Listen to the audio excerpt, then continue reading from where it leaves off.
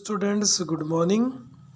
Your today's lecture decisional role of management. Decisional role, जैसा कि अपन last class में पढ़ा था अपन ने कि रोल ऑफ मैनेजमेंट के 3 पार्ट्स थे, जिसमें लास्ट वाला थर्ड वन था डिसीजनल रोल ऑफ मैनेजमेंट या डिसीजनल रोल।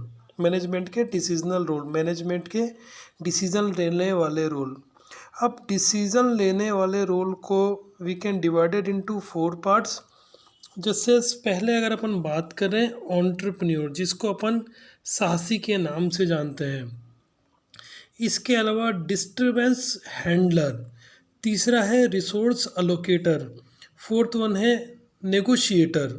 तो one by one entrepreneur, disturbance handler, resource allocator, negotiator, इसको अपन वन बाय वन पढ़ेंगे। जो इसमें एक मैनेजमेंट के अंदर जो डिसीजनल रोल होता है, उसके लिए सबसे पहला अपन entrepreneur, first of all initiate improvement project, identify new ideas, delegates. Listen, इसमें क्या है कि a manager play a entrepreneur role and take a risk for identifying projects, for identify new ideas and delegates work to another one person।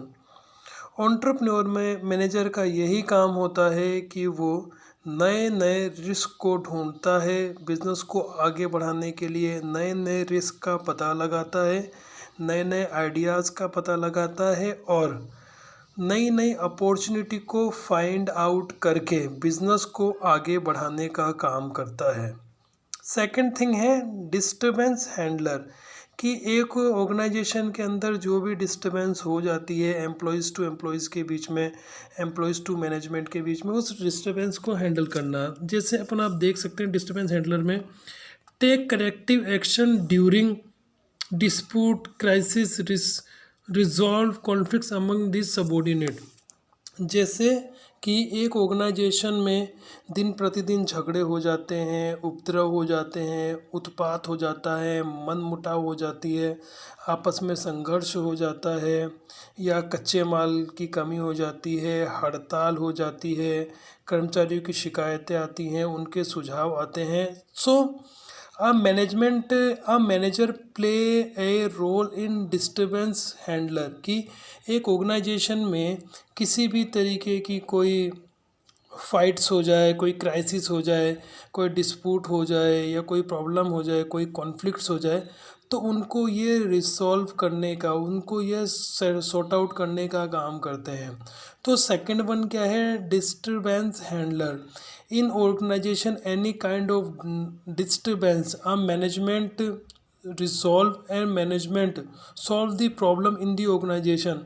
किस किस तरीके की problem हो सकती है, जैसे आपस के झगड़े हो सकते हैं, उपद्रव हो सकते हैं, मनमुटाव हो सकते हैं, आपस में संघर्ष हो सकते हैं, कच्चे माल की कमी हो सकती है, मजदूर की शिकायतें हो सकती हैं, और इसके अलावा मैनेजमेंट के पोजीशंस होती है। तो इनमें अगर किसी भी तरीके का मनमुटाव होता है, झगड़ा होता है, तो उसको दूर करने का काम करते हैं। थर्ड वन है रिसोर्स अलोकेटर। रिसोर्सेज जैसे मेन मशीनरी, मटेरियल और फाइनेंस, इसको सही जगह पे अलोकेट करना। इसमें अपन क्या पढ़ेंगे, रिसोर्स अलोकेटर में decide who gets resource, schedule, budget. जैसे इसमें ये डिसाइड होता है कि एक ऑर्गेनाइजेशन के अंदर जो मैनेजर्स होते हैं, मैनेजर्स क्या काम करें, कि एक डिपार्टमेंट को कितने पैसे देने हैं, कितना कच्चा माल देना है, कितनी लेबर देनी है, और एक डिपार्टमेंट के ऊपर कितने रुपए खर्च करने हैं, how many spend with particular department, machinery कितने की खरीदनी है।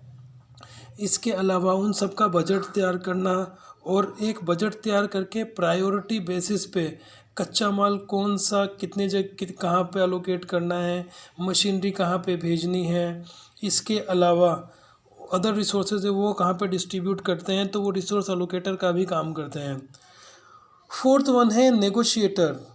अ manager play a negotiator role in the organization and negotiate to some another one, negotiate to supplier, customer, government and labor union। एक ऑर्गेनाइजेशन के अंदर जो मैनेजर होता है उसका काम क्या होता है कि वो लोगों से नेगोशिएट करे, सप्लायर से नेगोशिएट करे, कस्टमर से नेगोशिएट करे, गवर्नमेंट से नेगोशिएट करे एंड लेबर यूनियन से नेगोशिएट करे। एक ऑर्गेनाइजेशन में जैसे जो मैनेजर होता है, मैनेजर का ये काम होता है कि वो जो सप्लायर्स हैं उनसे गुड्स कम से कम रेट पे ख़रीदने के लिए उनको नेगोशिएट करता है, कस्टमर को बेचने के लिए रेट के ऊपर नेगोशिएट करता है, गवर्नमेंट की पॉलिसी को इम्प्लीमेंट करने के लिए वो गवर्नमेंट से नेगोशिएट करने का काम करेगा। वार्ता का मतलब नेगोशिएशन का मतलब होता है वार्ता करना।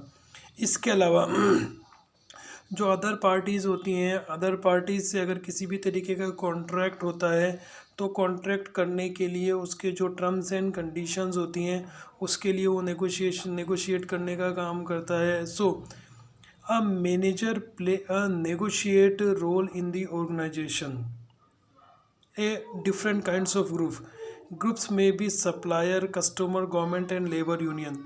जैसे एक ऑर्गेनाइजेशन में अपन इमेज कर रहे हैं कि अगर मान लो किसी तरीके की कोई हड़ताल हो जाती है तो एक मैनेजर का काम क्या होता है कि हड़ताल के अंदर जो भी लोग इन्वॉल्व होते हैं उनसे बात करके उनकी प्रॉब्लम को सुन के उनकी प्रॉब्लम का सॉल्यूशन करता है और हड़ताल को ख़त्म करवाने का काम करता है। इसके अलावा गवर्नमेंट को टैक्स के रिगार्डिंग अगर किसी तरीके की कोई नोटिस आ जाता है तो गवर्नमेंट की डिपार्टमेंट में जाके जो गवर्नमेंट की जो टैक्स लाइबिलिटी होती है उस टाइप टैक्स लाइबिलिटी को नेगोशिएट करने का काम करते हैं। अगर कस्टमर की अगर किसी तरीके की कोई क्वेरी आती है, प्रोडक्ट की कोई कंप्लेंट आती है तो कस्टमर को प्रेफरेंशियल बेसिस पे, प्रायोरिटी बेसिस पे बिठा के उनसे नेगोशिएट करने का काम करते हैं।